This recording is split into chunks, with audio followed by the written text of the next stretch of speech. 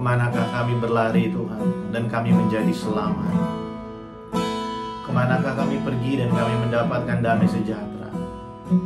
Hanya di dalam Engkau Tuhan Yesus. Kami bersyukur Tuhan, kami datang padamu saat ini. Where would I run but to the throne of mercy? Where would I kneel but at this cross of grace? How great the love, how strong the hands that hold us. Beautiful, so beautiful.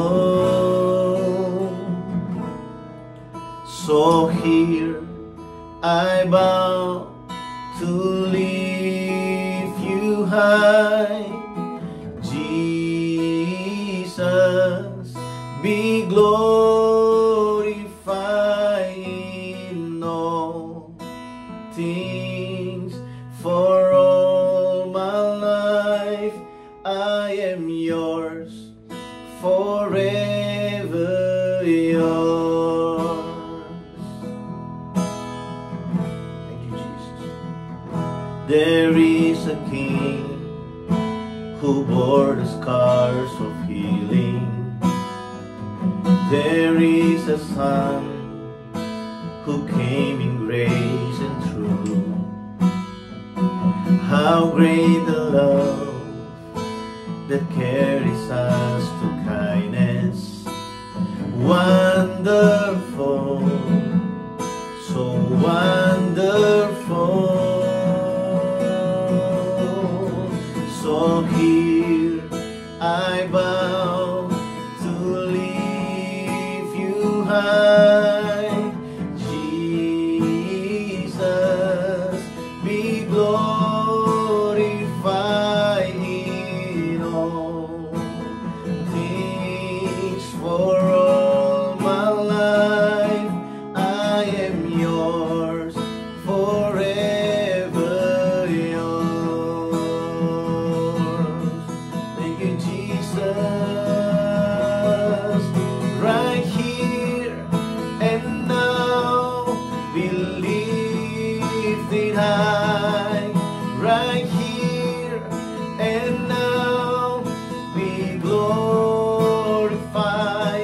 God of heaven and earth, God who brought me back to life, I am yours, forever yours. God here and now, be lifted high. Right here and now, be glorified. God of heaven and earth, God who brought me back to life, I am yours, forever yours. God here and now, be lifted high. Right here and now, be glorified.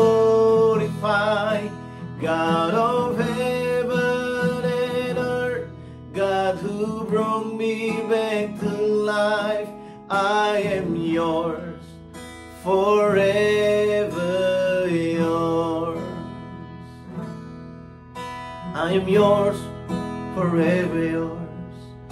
So here I bow to lift you high. Jesus, be glorified in all things.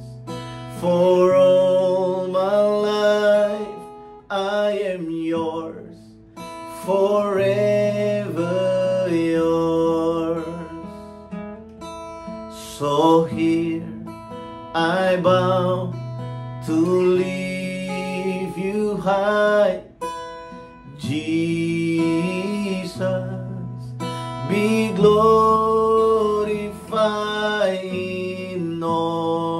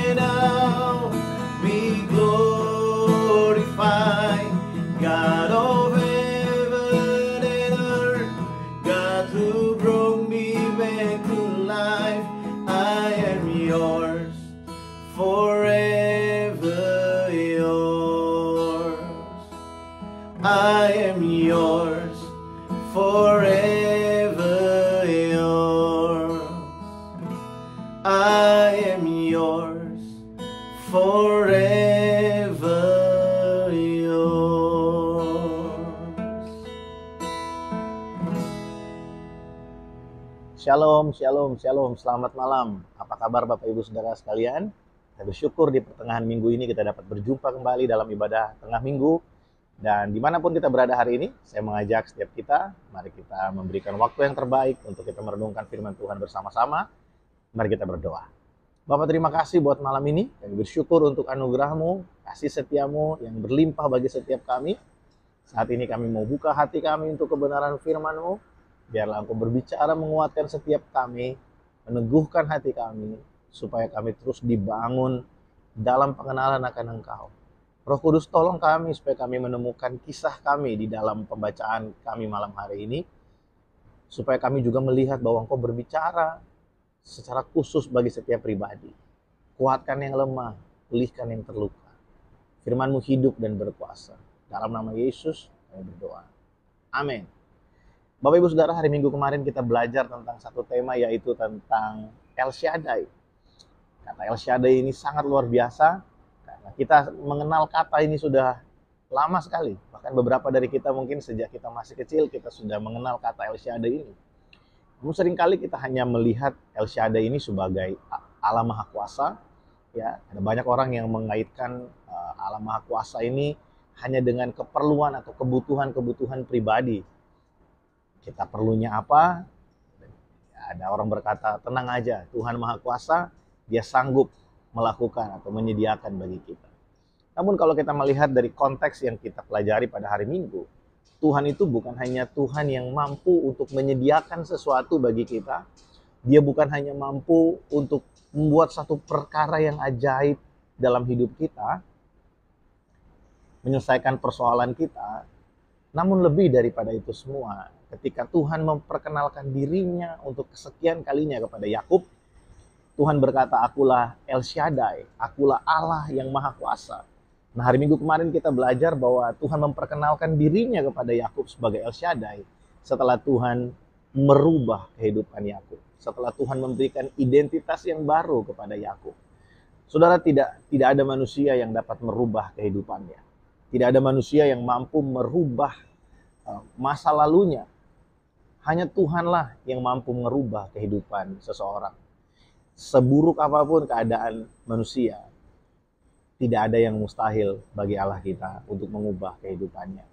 Saya bersaksi di depan saudara, beberapa kali saya sampaikan, kalau saya melihat kehidupan saya 10-15 tahun yang lalu, sulit rasanya untuk saya bisa mempercayai hari ini saya bisa melayani Tuhan. Tuhan membawa sampai sejauh ini, buat saya itu sangat luar biasa. Dan selalu saya syukuri, karena Tuhan yang baik, yang merubah masa lalu saya, membuat saya berdamai dengan masa lalu saya, sehingga hari ini saya dapat melayani Tuhan, dapat membagikan ini bagi semua jemaat dimanapun berada. Nah, saya berdoa supaya setiap kita juga dapat menemukan kisah kita di dalam perjalanan kehidupan Yakub. Karena saya percaya, saudara, bahwa ini ditulis di dalam Alkitab supaya kita dapat melihat bahwa seburuk apapun masa lalu kita. Masih ingat kita waktu belajar tentang Hagar? Ada orang yang mengalami penderitaan hari ini karena kesalahannya. Ada orang yang mengalami penderitaan hari ini bukan karena kesalahannya, tapi karena kesalahan orang lain, dan dia akhirnya harus menanggung akibat dari kesalahan orang lain. Tapi tidak peduli kesalahan siapa yang membuat kita mengalami penderitaan hari ini. Selama kita percaya sungguh bahwa hidup kita ada di dalam tangan Tuhan, maka Tuhan akan selalu menyatakan perlindungannya, menyatakan bahwa Dia menyertai kita, menyatakan bahwa Dia membela kita, orang-orang yang Dia pilih, yang Dia kasihi. Nah, saudara, malam hari ini kita akan melihat ada satu peristiwa di dalam perjalanan kehidupan Yakub. Saya akan mengambil dari Yakub Kejadian pasal yang ke-31, dan kita akan melihat sampai Kejadian pasal yang ke-32. Kita akan melihat di situ bagaimana ketika sebelum Yakub berjumpa kembali dengan Esau.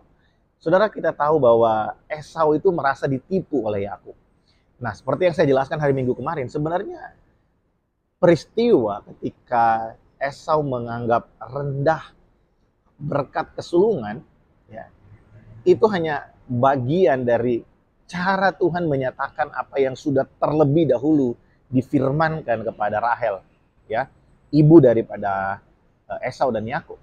Masih ingat kemarin kita baca ya, bahwa waktu Rahel mengandung, Tuhan berbicara kepada Rahel, anak yang lahir kemudian, atau anak yang lebih muda, akan lebih kuat, akan lebih besar, ya, akan menguasai anak yang lebih tua. Dan semua itu terjadi sesuai dengan rencana Tuhan. Semua itu terjadi mungkin buat orang, secara kebetulan kok bisa ya, Esau ini pulang dari berburu, dalam kelelahannya, dia kelaparan dan dia lihat Yakub sedang masak ya kacang merah, sesuatu yang membuat dia lapar, dan dia bilang, udah kamu ambil aja hak kesulungan itu, masakin aku mau makan, gitu ya. Bahasa sederhananya, saudara ya. Udah kamu ambil aja hak kesulungan itu, masakin aku mau makan. Nah, akhirnya Yakub dengan senang hati memberikannya, ya. Dan terjadilah peristiwa itu. Akhirnya Yakub diberkati oleh Ishak sebagai anak yang sulung. Nah, kita tahu bahwa sekalipun Yakub sebenarnya punya hak untuk berkata, lah kan kamu sudah menjual kepada saya, kenapa sekarang kamu marah? Tapi Yakub merasa bahwa memang ini ada yang salah di sini. Sehingga dia dikejar oleh rasa bersalah bertahun-tahun, dikejar oleh rasa bersalah bertahun-tahun. Sekalipun kita tahu bahwa Yakub sudah menghadapi konsekuensi dari kesalahannya, bagaimana Yakub harus bekerja untuk Laban kurang lebih 14 tahun, ya. Dan Yakub mengalami banyak sekali perubahan untuk cara pembagian upah antara Laban dan dirinya. Yakub mengalami kesulitan selama dia bekerja kepada Laban, sekalipun hartanya juga semakin banyak, namun Yakub belum berdamai dengan masa lalunya. Kalau kita melihat dalam Kejadian pasal yang ke-31, ya, ketika Yakub akan kembali lagi ke tanah kelahirannya, dia tahu dia harus berjumpa dengan Esau. Firman Tuhan berkata bahwa Yakub itu memiliki ketakutan untuk berjumpa dengan Esau, karena masih ada satu rasa bersalah yang belum selesai di dalam hatinya. Masih ada sesuatu yang mengganjal dalam hatinya yang membuat dia merasa bahwa berbahaya kalau dia jumpa dengan Esau. Dia takut bahwa Esau akan berbuat sesuatu yang buruk terhadap kehidupannya. Nah, saudara, disinilah kita melihat bahwa Allah itu sebenarnya rindu untuk memulihkan hati umatnya, terutama untuk membereskan semua luka yang dari masa-masa yang lalu dalam kehidupan kita. Tentu bukan dengan cara kita, tapi dengan caranya Tuhan, yaitu dengan bergumul dengan Dia. Kita melihat di dalam Kejadian pasal yang ke-31, ya, sebelum Yakub kembali berjumpa dengan Esau, ya, di pasal 32, di pasal yang ke-31 diceritakan bagaimana Yakub bergumul dengan Tuhan. Yakub bergumul dengan Tuhan. Kalau di dalam ceritanya, ya, digambarkan bahwa Yakub seperti bergulat dengan seorang laki-laki, dan pada akhirnya laki-laki itu memberkati dia, ya, dan memberikan nama yang baru. Namamu bukan lagi Yakub tetapi Israel. Saudara, peristiwa ini adalah peristiwa yang simbol bagaimana seseorang berhadapan dengan kesalahannya di masa yang lalu, bagaimana dia datang kepada Tuhan dan memohon supaya dipulihkan, supaya ada satu damai sejahtera terjadi dalam kehidupannya. Ada satu pertanyaan yang perlu untuk kita renungkan bersama. Setiap kita pasti punya masa lalu, setiap kita pasti punya kesalahan-kesalahan yang mungkin orang lain tidak tahu di masa lalu. Pertanyaannya adalah, apakah ketika kita diperhadapkan dengan masa lalu kita mampu menghadapinya tanpa rasa takut? Beranikah kita menghadapi kesalahan-kesalahan kita di masa lalu yang mungkin akan membuat kita merasa malu, merasa takut? Ada banyak sekali orang yang menutupi kesalahannya dengan berusaha membangun satu citra diri yang baru. Ada banyak sekali orang yang jatuh di banyak hal di masa yang lalu dan berusaha untuk membangun citra diri yang baru di masa sekarang, dengan berharap bahwa dengan sendirinya luka yang ada di masa lalu itu sembuh. Saya mau kasih tahu buat kita, saudara, Tuhan mau untuk kita mengambil waktu yang baik dan bergumul dengan Dia. Memberikan waktu kita untuk bergumul dengan Dia, berdoa kepada Tuhan, memohon kepada Tuhan, dan mengakui bahwa Tuhan, segala yang aku lakukan untuk merubah masa laluku, itu tidak akan mampu untuk merubahnya. Hanya Tuhanlah yang mampu memulihkan hatiku, memberi aku keberanian untuk menghadapi masa laluku dan menang terhadap masa laluku.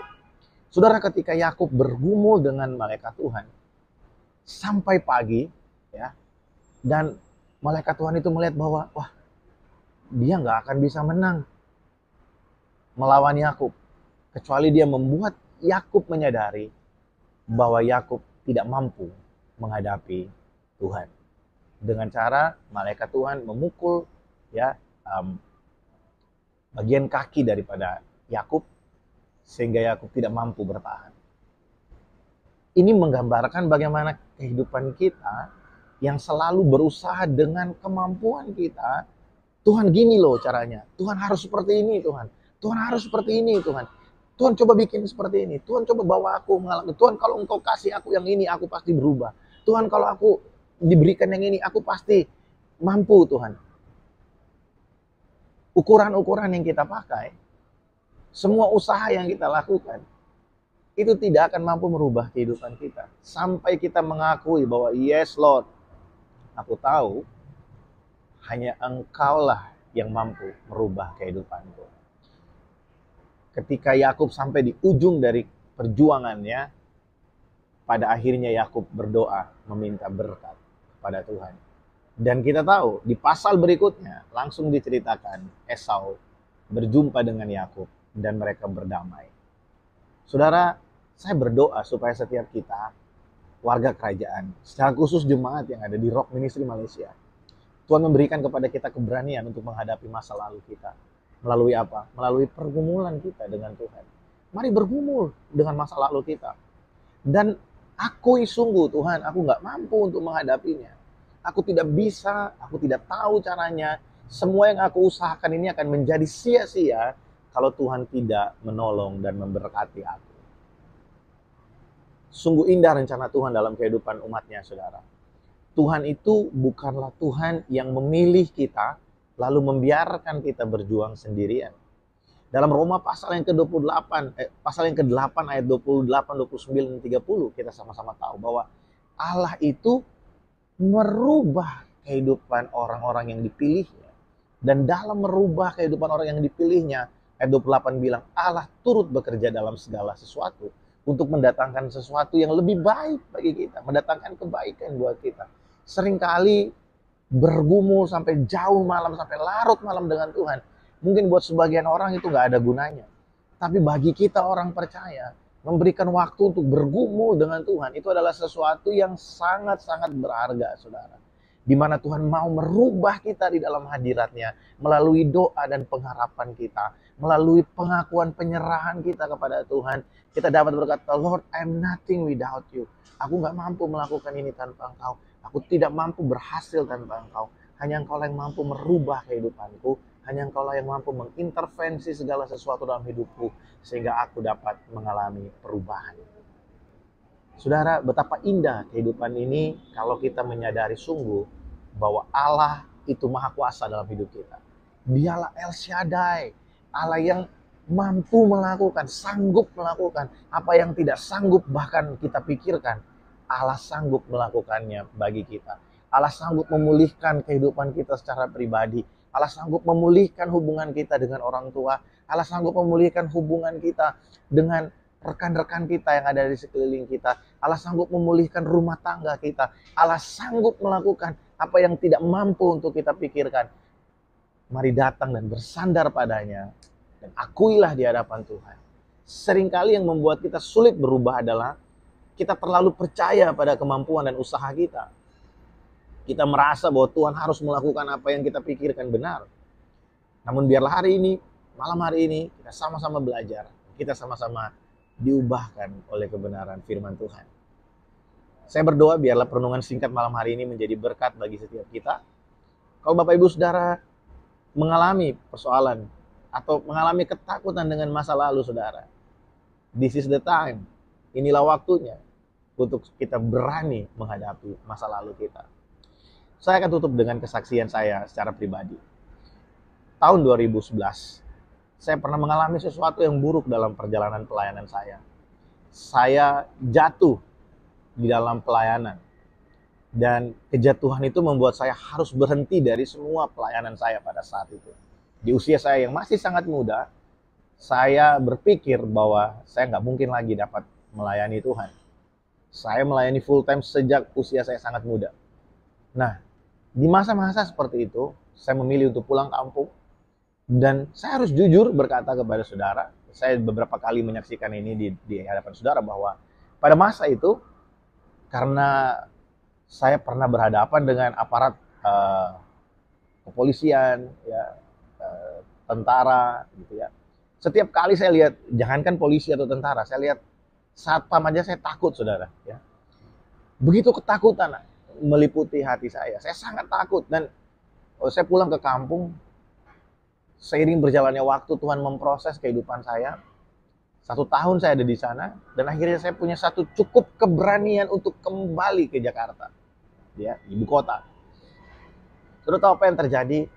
Begitu saya mendarat di Jakarta, saya tinggal di Jakarta dalam waktu-waktu awal itu, saya takut luar biasa, ya. Sepertinya ada banyak orang yang melihat saya, sepertinya ada spotlight yang terus diarahkan kepada saya dan kasih tahu, wah, orang ini pengecut, orang ini, dengan segala tuduhan-tuduhan dalam hidup saya tentang apa yang pernah saya lakukan, kebodohan yang saya lakukan di masa-masa yang sebelumnya. Namun saudara tahu, ada satu momen di mana waktu itu saya menumpang tinggal dengan teman-teman saya, ya, di apartemen mereka. Dan saya merasa bahwa nggak mungkin Tuhan itu tidak memulihkan saya. Nggak mungkin Tuhan sudah bawa saya ke Jakarta kembali, lalu Tuhan tidak melakukan sesuatu dalam hidup saya. Saya masih ingat, saya menyanyi satu pujian yang sangat tua sekali, ya. Mungkin generasi Z nggak tahu lagu ini, ya. Ada lagu yang berkata seperti ini. Kemurahan-Mu lebih dari hidup, kemurahan-Mu lebih dari hidup. Saudara, lagu itu saya ulang berkali-kali sampai akhirnya di dalam doa saya Tuhan berkata begini. Kemurahan yang aku berikan dalam hidupmu, dalam kehidupanmu, itu lebih daripada sekedar nafas yang dapat kamu hirup, yang membuat kamu dapat hidup. Situ saya diberikan pengertian bahwa Tuhan itu mampu membawa saya berhadapan dengan masa lalu saya. Tuhan mampu memulihkan keadaan saya. Beberapa minggu kemudian, saya dipanggil bekerja di salah satu bank asing di Indonesia, ya. Dan dimulailah perjalanan yang baru dalam hidup saya. Saya bekerja untuk Citibank selama kurang lebih 2 tahun. Setelah menjadi permanent staff beberapa lama, saya di-hire oleh Standard Chartered Bank. Itu menjadi perjalanan yang baru dalam kehidupan saya. Saya belajar banyak hal di situ. Dan saya melihat bahwa Tuhan itu sanggup untuk memulihkan keadaan saya. Dari rasa takut yang luar biasa, saya punya satu keberanian untuk berhadapan dengan orang-orang yang saya kenal di kehidupan saya yang sebelumnya. Saya mampu untuk pergi ke tempat-tempat di mana saya tahu mereka biasa nongkrong, ngumpul. Dan saya punya satu, bukan rasa kesombongan, tapi saya punya rasa tenang dalam hati saya bahwa apapun yang terjadi, sekalipun mereka berbuat jahat kepada saya hari ini, saya tahu bahwa saya benar karena Tuhan bersama saya. Tuhan sudah memulihkan saya. Saudara, saya ingin menguatkan setiap kita. Our God is able to change our life. Dialah El Shaddai, Allah yang Maha Kuasa, yang mampu merubah kehidupan kita, yang mampu merubah kehidupan saudara. Jangan takut menghadapi dosa-dosa saudara di masa lalu. Mari berserah kepada Tuhan. Kita nggak mampu menghadapi kehidupan kita sendiri, kan? Kita nggak mampu menghadapi rasa bersalah kita, tapi Allah kita sanggup melakukannya bagi kita. Dialah sumber kekuatan dan pertolongan bagi saya dan saudara. Puji nama Tuhan. Sampai berjumpa di hari Minggu dalam ibadah raya. Kita akan belajar tentang satu tema yang baru. Dan mari ajak setiap teman-teman dan keluarga kita, rekan-rekan kita untuk beribadah bersama-sama. Mari kita berdoa. Bapak yang baik, kami bersyukur buat malam hari ini. Engkau dahsyat, Engkau luar biasa dalam hidup kami. Kami percaya sungguh bahwa Tuhan selalu intervensi dalam hidup kami. Tuhan selalu baik bagi kami. Tuhan, Engkau setia dalam segala perkataanmu, menopang kami. Malam hari ini aku berdoa buat umat-Mu dimanapun berada, Tuhan. Dengan segala pergumulan kami, hamba berdoa biarlah Roh Kudus memberikan kami kerinduan untuk kami selalu datang bergumul dengan Engkau. Kalau hari ini kami berhadapan dengan masa lalu kami Tuhan, biarlah Roh Kudus menyegarkan hati kami dan pikiran kami, supaya kami mampu menghadapinya bersama Engkau. Engkaulah sumber kekuatan kami, Engkaulah sumber pengharapan kami. Seperti Yakub yang Kau ubahkan Tuhan, biarlah Tuhan juga mengubahkan hidup kami. Terpujilah nama-Mu ya Bapa. Kami bersyukur berkat-Mu bagi setiap kami. Kami akan beristirahat malam hari ini. Biarlah perlindungan dan damai sejahtera-Mu mengalir bagi kami. Dalam nama Tuhan Yesus kami berdoa. Amin. Puji Tuhan saudara, selamat malam. Tuhan Yesus memberkati setiap kita. Shalom.